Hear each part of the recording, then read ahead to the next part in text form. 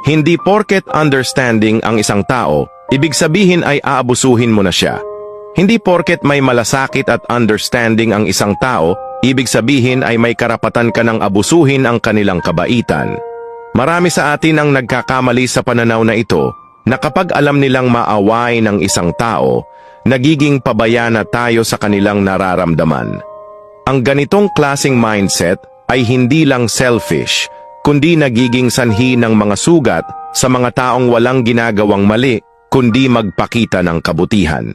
Okay lang yan, patatawarin din naman ako. Ito ang madalas nating marinig o masabi sa mga sitwasyon kung saan ang ating kapabayaan o pananakit ay pinapalampas lang.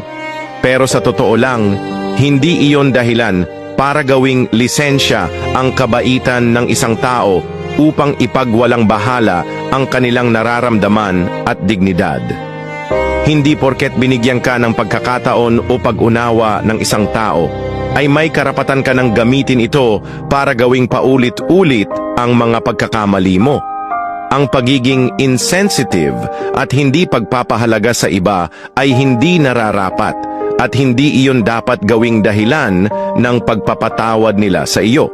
Ang kabaitan ay isang biyaya, ngunit hindi ito nangangahulugang makikinabang ka na lang mula rito ng walang malasakit at paggalang. Bawat tao ay may limitasyon at ang kabutihang loob ay hindi dapat gamitin para gawing masama ang ating mga pagkilos.